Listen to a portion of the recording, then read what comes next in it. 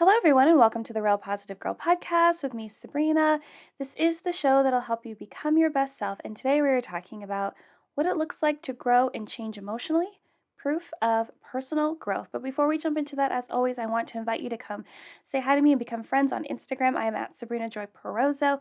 I'm also on TikTok under the same name if you prefer TikTok, because I think it's so super fun.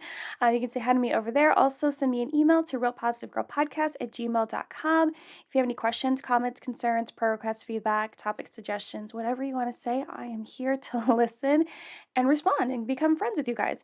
If you look down in the show notes of the show, you will see that you can join the Facebook community, which is the Real Positive Girl community. I am trying to build that up and get people to want to talk about what they're going through, be able to encourage people, share when I drop new, I don't know, like courses, or not really courses, sorry. I take that back. When I drop like new free resources, and because I have one coming up, and I also have like a emotional reflection challenge that's free that's coming up, and just sharing those kind of things, going in that group live every week to talk about things that I feel like would be important to you, all that stuff. So you can look into that. Also down there is the link to the newsletter that comes out every single week. It is released every Monday. So today, when you're listening to the podcast, it will had already been released, but you are welcome to go ahead and sign up and be on the list for the next week and in the future. And I think there's a couple other links down there in the show notes. So go ahead and take a look at all that whenever you want. To get more information about me, go to the website,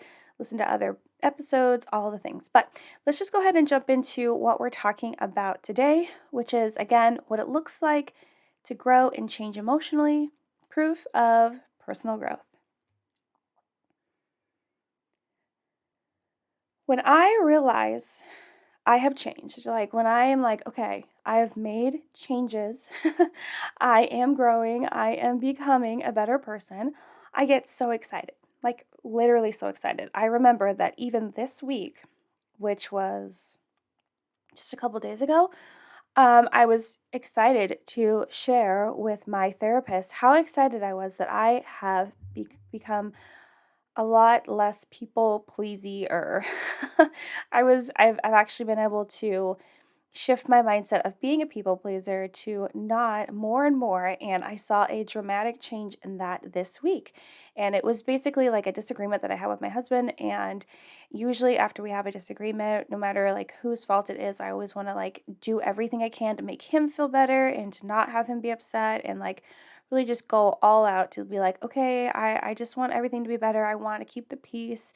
What can I do for you? And really like kind of like bogging him down with, what can I do for you? How can I make you happy? And really sacrificing any self-worth or anything that I have in the situation. But this situation, I did not. I was just like, is there anything I can do to help you? And he said no, and then I left.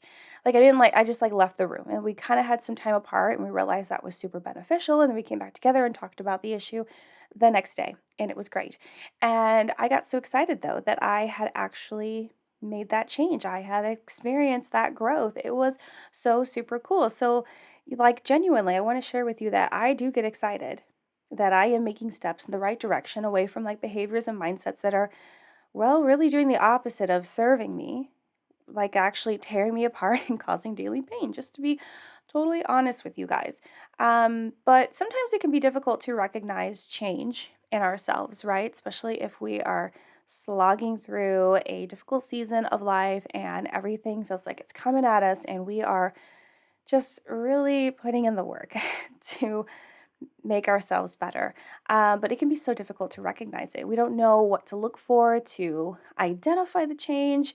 If it's not some sort of like dramatic change, then we can easily miss it.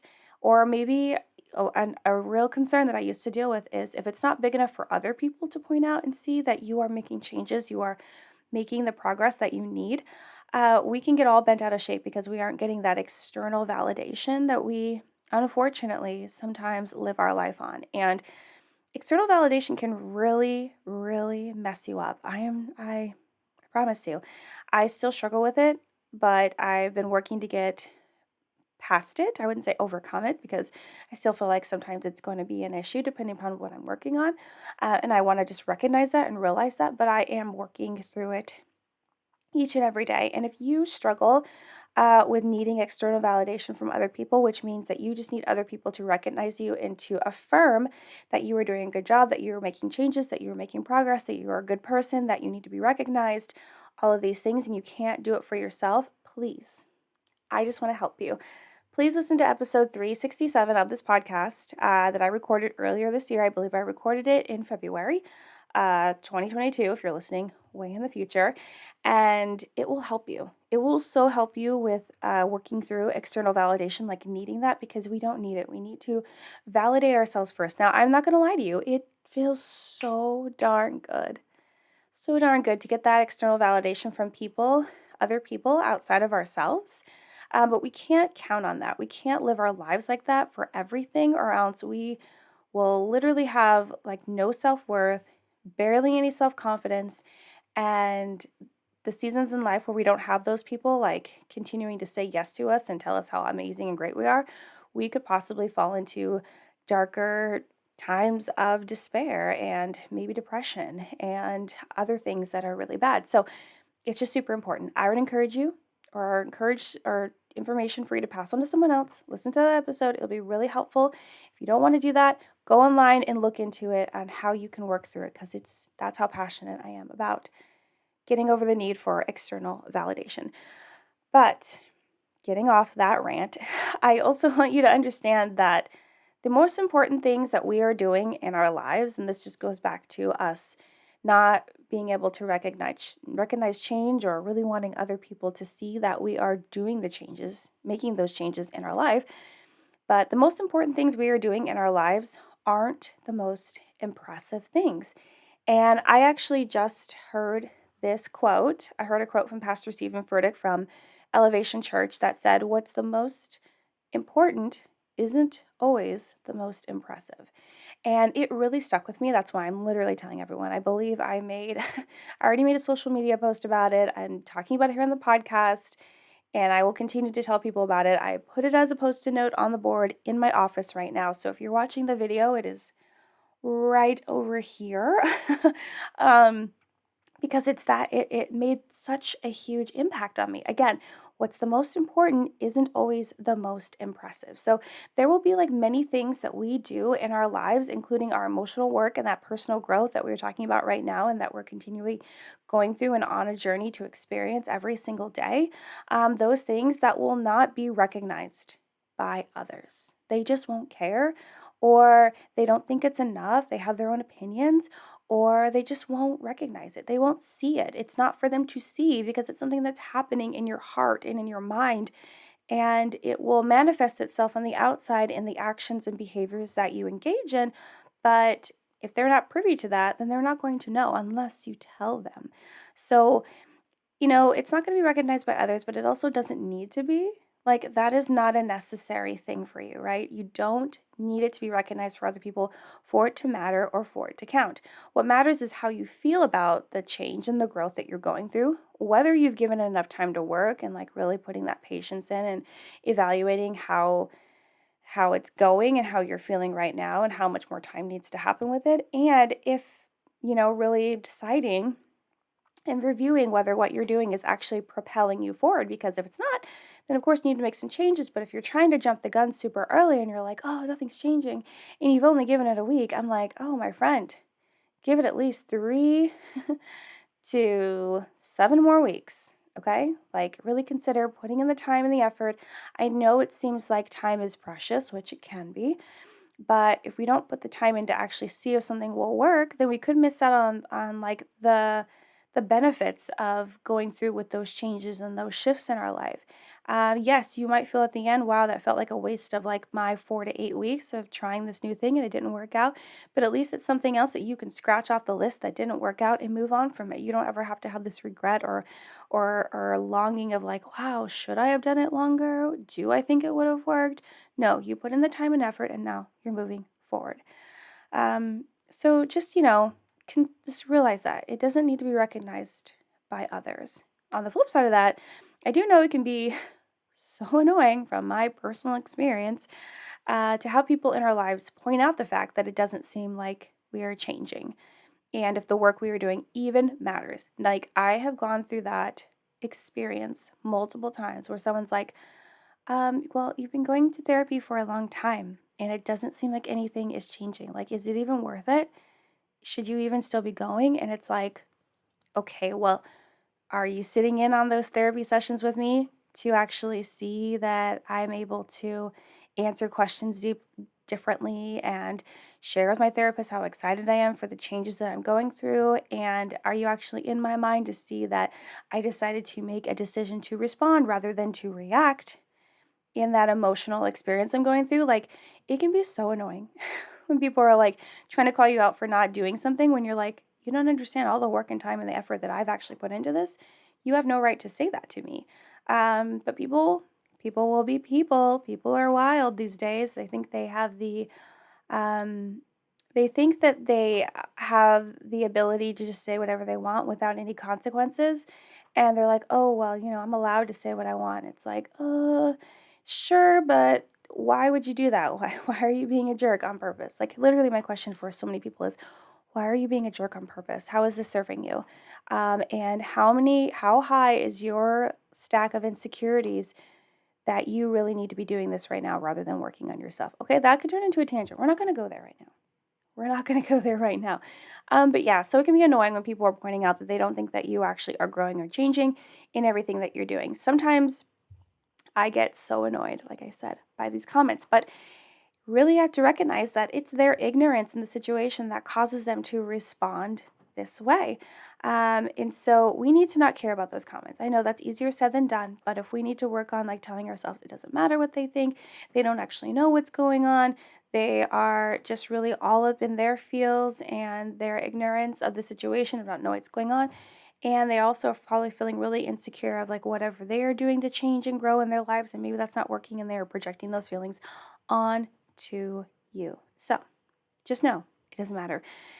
They have no idea how much time and effort you are putting into yourself. And entertaining their opinions, really, to be honest with you, will only waste time and plant seeds of doubt in yourself. And we don't need that. We don't need to mess around with that. So we just need to focus on what we are doing. That's like the most important thing. We're so outwardly concerned about what other people are saying about us or thinking about us that we waste time in doing that when we really could be spending more time working on ourselves and feeling proud of ourselves and, increasing our confidence and worth and being like, oh my gosh, I don't even care if they like totally hate me because I love myself and I know that I'm doing what I need to be doing. Like, that is the mindset that I want to have. So, focus on what you're doing. That is what will continue to foster growth in your life. And if you struggle to know how to identify growth in yourself, then you're in luck because, well, that's exactly what we're going to talk about today. So I want to give you 7 ways for you to identify personal growth and emotional change in yourself.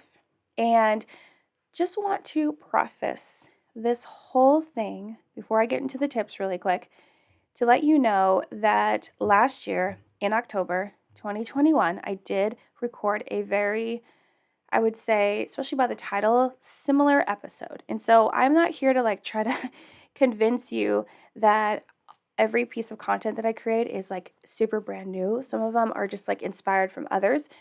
But when I was thinking about this topic today and how I want to talk about it, I always go and like triple check if I've already talked about that. Because I've had so many episodes that I don't want to like talk about the same thing unless it's like an improvement on that topic. And I also don't want to talk about it if I've recently talked about it because I feel like I'm just repeating things. And if you guys are avid listeners of the podcast, you're like, oh, why is she repeating herself?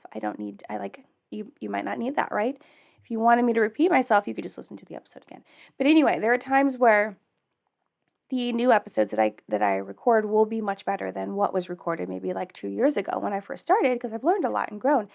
Anyway, I just want you to know that I did go back to that episode, and it actually is I wrote it down here on a Post-it.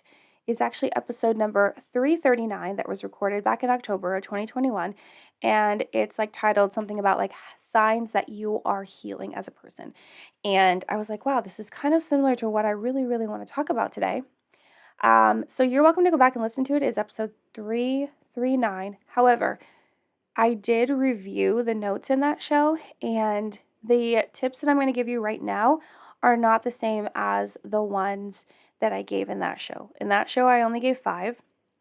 Today I'm giving 7, and there's only one that is like similar to that list in that episode. So anyway, this is me just being totally honest and transparent with you about what information I'm about to deliver to you.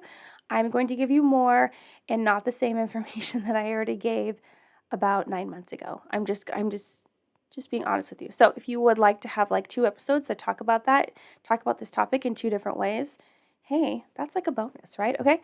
So anyway, there's only one tip in here that's similar than in the previous episodes list, and everything else is super brand new. So here we go. Let's just jump right into it. Again, 7 ways for you to identify personal growth and emotional change in yourself. So the first one is you respond more than react in heightened situations. So this is the one tip that is similar to the previous episode about, no signs that you are healing and growing. And I knew that I had to include this. I was trying to think about, should I cut this out because I've already talked about it recently? But I was like, no, I didn't cut it out because it's so, so integral. So integral for you to know that you are going through and have experienced personal growth and change because, it is always better, I talk about it often, to respond rather than react. A reaction is emotionally driven. You're letting your emotions drive the car and decide what's going to happen when you are in whatever experience, generally a heightened situation where you're feeling stress or anger or upset or whatever it is. And so an example of a reaction would be yelling and screaming at this person, and maybe it's profanities. Maybe you want to I don't know, get up in their face and be really intimidating. A response is really taking a moment to think about, okay, how can I best respond to this situation that will actually serve me and, solve the problem that is happening here, without any excessive force or need to display nastiness. I'm not saying you can't be angry, but you can go about it and say something that's more of oh my gosh, I don't understand why this happened. Can you help explain this to me? Or, hey, I'm feeling really angry and frustrated about this. I just need 5 minutes to calm down and then we can figure out what to do next. That would be more of a response rather than a reaction. And if you find yourself responding more than reacting, and you can maybe think back to 3 to 6 months and you're like, wow, I no longer just scream at someone, or I no longer want to run away, or I just want to break out in tears, or you whatever the reaction that you've had before in the past, you feel no, you're able to take a breath and really consider what would be the best use of your time and your emotions in this situation, then you are definitely growing and you're definitely experiencing that emotional change that is so, so important. So I want you to consider that. If you find that you have been responding more than reacting in heightened situations, you are definitely experiencing growth. Number 2, you've started speaking up for yourself and being assertive. Myself, I have noticed that I have been more assertive. The problem with with me being assertive is there are some people in my life that will see my assertiveness as being aggressive. And that's part of the reason why it took a long time for me to want to be assertive, because I also thought that me being assertive meant I was being aggressive. But I've actually been, that is not the case. I've been told that no, that what you're doing isn't being assertive. I mean, isn't being aggressive, it's being assertive. But some people in my life take things a little dramatically and they're like, oh my gosh, you're being so aggressive. And I'm like, no, I think it's just you have your own insecurities and issues to deal with, and maybe you feel like you're being aggressive, but you're actually being assertive, and you just see it in a different way and have a different perspective on it. So anyway, just I wanted to say that in case you were also dealing with wanting to be assertive, but people are calling you aggressive. They might also just be intimidated by you, just not because you're scary or anything, just other things. And so they want to make you feel like you're going about things the wrong way by calling you aggressive rather than actually realizing and calling you out for what you are, which is assertive. And that's a good thing. So if you find yourself speaking up for yourself, really advocating for yourself and being like, hey, I don't think this is appropriate, or I don't like this, or I do not want to be a part of this, and putting your foot down and being like, no, thank you, or I need this, or I am entitled to this thing that you've earned. If someone, let's say that you'd have a side job where you take photos or something like that, and they don't want to pay you, but you're like, hey, I provided the service, you need to pay me, as opposed to shrinking down and being like, okay, well, you didn't like it, so don't pay me. No, you deserve to get paid. So if you find that you are speaking up for yourself more, advocating for yourself, being assertive in what you want and what you need with others and protecting yourself and, enforcing your personal boundaries, then you're definitely experiencing growth and change emotionally. Number 3, you're able to ask for and accept help from others. I definitely want to make sure that I put both in there because it's one thing to ask for help and it's another thing to accept help from others. So I usually find that we're able to start accepting help from others and then ask for help because it's kind of a pride thing, right? Where we don't want to have to ask for help. We want to be able to say that we did everything on our own, that we are like super independent, we do everything ourselves, when that's not really how the world is supposed to work. Like, we're supposed to live in this community where everyone is really good at like certain things and we come together to experience other people's giftings and we give to them and they give to us and we're able to help each other and be have lives that are based on like communities helping each other, not just everyone for themselves and everyone battling everyone to be the best person in the world or whatever it is. I think it's great for you to continue to progress and want to become the best at many things, but I also think it's important and helpful to have someone else help you that is better at things than you are, or just to have the assistance of someone else's perspective on how to do something. And so accepting help when people want to give it to you, you kind of are robbing them of the opportunity to use their giftings and talents if that's what they're coming to help you with. So you should like maybe think about that the next time someone's like, "Oh, can I help you?" And you're like, "No, I don't want help. I want to do it on my own." Maybe consider like, "Oh, will this be something that will help me and help them at the same time?" And then asking for help is an even bigger leap. I even struggle with that because I don't want to be a burden on other people, you know what I mean, when asking for help. And it's actually kind of a silly thought. We don't want to be a burden, but some people want us to ask for help because they want to help. They want to be a part of our lives and assist in any way they can. And so asking for help is this big hurdle that we can get over to realize that we don't have to do everything alone and we don't need to pretend like we know how to do everything ourselves because that's not going to serve us either. It's really going to cause us more pain and stress in the long run. Okay, so number 4, you're setting and enforcing personal boundaries. For a long time, I feel like for this whole year, this year, 2022 so far, and it's like June, 12th, 13th? 13th when this comes out. And I know I've been promising that I will do a new revved up episode on personal boundaries, which I am going to. I want to do as much research as I can to really give you an updated uh, list of tips and helpful information to best understand personal boundaries and set them and enforce them and know when they need to change or when people are trying to walk all over you despite enforcing boundaries. So, anyway, that's coming. I just want to address that because I know I've been promising that and it's definitely going to get done this year. I just don't know when. I just don't know when. So, anyway. So to know that you are growing personally and having emotional change, you are definitely going to see, like, the proof of that is setting and enforcing personal boundaries. So if you're able to set boundaries in your life with anyone, like even if it's just your family, your spouse, your kids, at work, friends, whatever it is, even in a personal boundary that I have set in the last like year or two is with volunteering at church. I love serving at church. It's great. My favorite way to serve at church is actually to be on the worship team. And it has nothing to do with like being in front of people. Like that's a bonus. That's fun. Singing in front of people. It has everything to do with using a talent that I believe I have that is for the Lord. Singing and worshiping and being that role model and encouragement to other people that are in the sanctuary to put all their emotions and mind and their body into worshiping in that moment, to just let it all go. And that is part of the responsibility of being on the worship team, is because you are allowing yourself to freely worship, to encourage others to do the same, especially if they come into church and they have all these burdens that you don't even know about on them, right? But I used to serve a lot more in the church and it burnt me out really quick. I was just telling someone today on how I used to be the person that would do like graphics and everything and follow the sermon through and be able to put words up on the screen and do that. And it sounds like a really menial job. But it's like more important than people would realize if if you don't go to church and see how important it is to have notes. Anyway, regardless.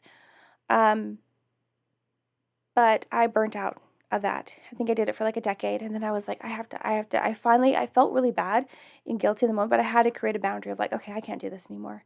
I can't do this anymore. And then the next boundary that came was the fact that I would always be available to serve for anything, and I would try to go to every single event to help because I felt like I had to.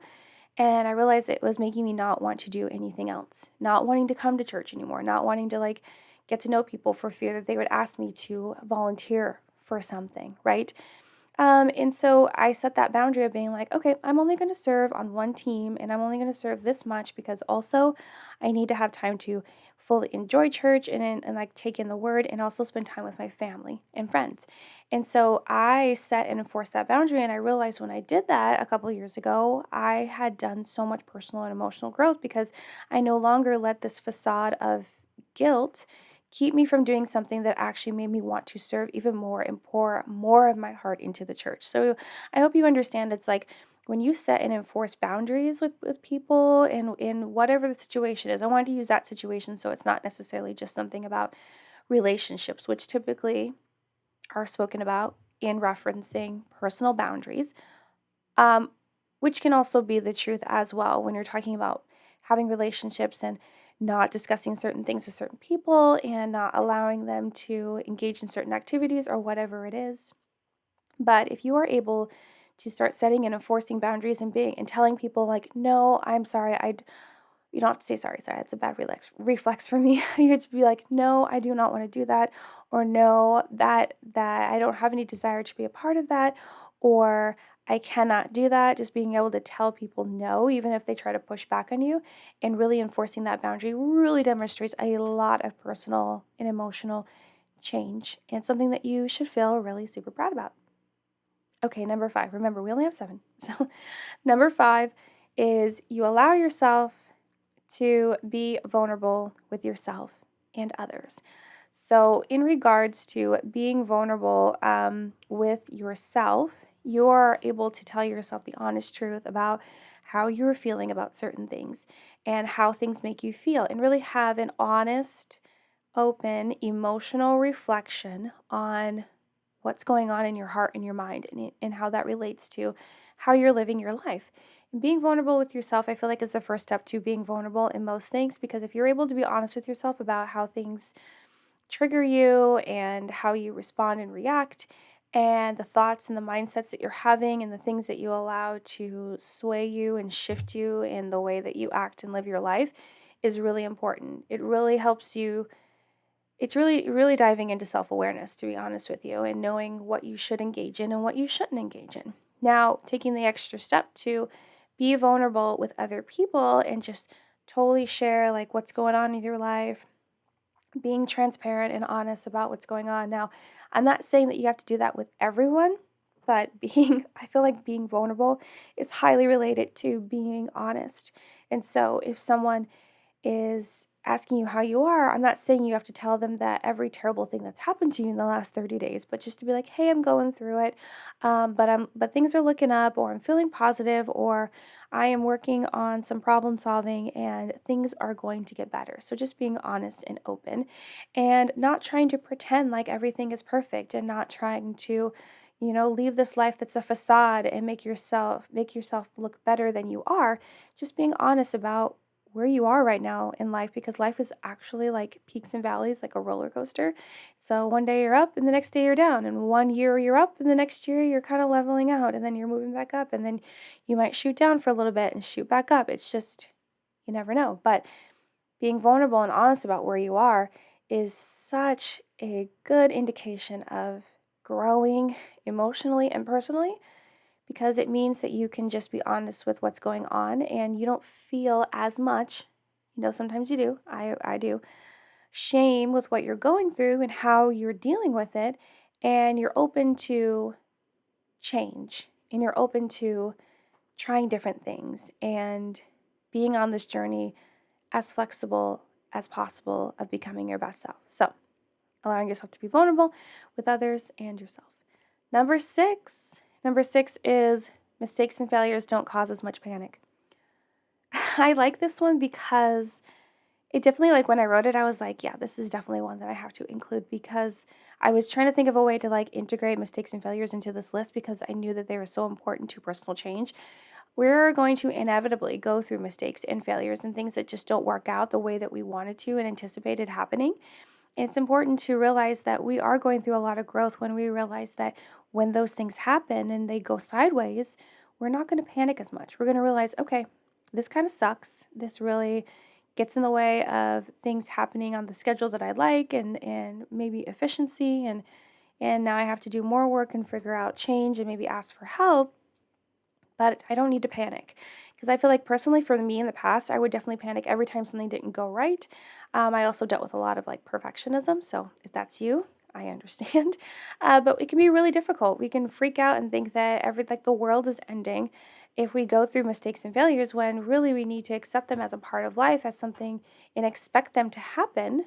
Not to a point where you're like so fearful of doing anything because you're afraid they're going to happen, but more of like, okay, this might not work out, and that's okay, because we'll figure out what we need to do next. And that is kind of the flexible mindset that I live by right now. It's like, I used to live so high on anxiety, so high. And I was able to work through that, and it doesn't bother me as much. I will still have panic attacks sometimes, but anxiety about things has lessened. And it's interesting because even my husband will be like, well, what happens if this doesn't work out? And I'm like, I don't know. I don't know what would happen. Or sometimes I'll have a plan B or C, but then I'm like, okay, well, if those don't work, we'll figure it out. Like, we can't spend any more time worrying about it right now. How are we supposed to enjoy our life right now if we're just continually worrying about this? So if you find that mistakes and failures don't cause you as much panic as they used to, then you can definitely use that to identify personal growth and emotional change in your life. And then number 7, the last one that I want to share with you today, is shifting your mindset from negative to positive or neutral becomes easier. I wanted to make sure that when I talked about shifting your mindset and pulling yourself out of like the pit of despair, going from like a negative to a positive or to a neutral, I wanted to make sure that I highlighted neutral, because not every moment in our lives is going to be negative or positive. There's going to be times where things are in the middle. So things are okay. They're not bad, but they're not so good that you would consider it positive. They're good. Like, they're fine. Like, there's no issue, right? Because I don't want us to think that we have to live this life of constant positivity, because that would be toxic positivity, which I've talked about in the past, because we don't want to have to pretend like everything has to either be happy or sad. It can just be okay, and that's fine. That's reasonable. That is acceptable. There's nothing to be shameful about that. There's a lot of times where I feel like I'm just in this neutral mode, and it's okay. It honestly gives me a break from being like disappointed or so overly excited that I can just breathe. And I'm just like, okay, I am in neutral right now. And it's just so good. It feels so good. So I want you to know that you don't always have to be either positive or negative. You can be neutral, and that's good, and it's acceptable, and it's you can still engage in like gratitude and thankfulness in there. You can still like be working on becoming your best self in there, and it's a great place to be. So anyway, but you're able to identify personal growth and emotional change in yourself when you find it a lot easier to shift your mindset away from negativity and into positivity or feeling neutral. When you don't feel like it has such a tight choking grasp on you anymore, and you find that it's easier for you to be like, wait, no, I need to stop and reconsider how I'm thinking. How is this serving me? Is it going to help me solve any problems? No? Okay, let's just consider that we need to slip into a neutral or positive mindset to get through this, and then figure out how we can problem solve this, how we can ask for help, how we can figure out how we can get to the next step. So if you find it easier, even just a little bit, like, you can take this as steps, because you can find it a tiny bit easier now, and then maybe in a couple weeks you're like, it's even easier. And then in a couple months you're like, wow, I was able to stop myself and not let myself go down a rabbit hole of thinking of every freaking negative thing that could possibly happen um, in this situation. So that is definitely a really big indication of personal growth and emotional change. And with that, that is all 7 of the ways for you to identify personal growth and emotional change in yourself. I hope this has helped you, but I want you to know that this is not a conclusive list. Again, you can go back to the previous episode, which is like 339, and hear like 4 other suggestions that I have for you. You can go online if you feel like if this advice did not help you that much. That's totally fine. I am not saying that I'm an expert necessarily in knowing every single way to identify personal growth. Plus, like, you can have a heyday on Google and just look at all the possibilities if you feel like none of these hit home. Totally fine. But thank you so much for listening to the Real Positive Girl podcast, again with me, Sabrina. Thank you for downloading, sharing, listening to the show. You guys are the thing that keeps me like so excited and happy, and I appreciate it. I'm just so stoked anyone listens to the show, to be honest, and I'm glad to hear that it has been helpful. Again, check the show notes below for how to get to me on Instagram. You can find me on TikTok. You can sign up for the newsletter that comes out every week. You can join the Facebook community. There's lots of things. Just go check it out. I don't know. I can't remember off the top of my head anything else. But until next time, have a good one, and I will see you next time. Bye, guys.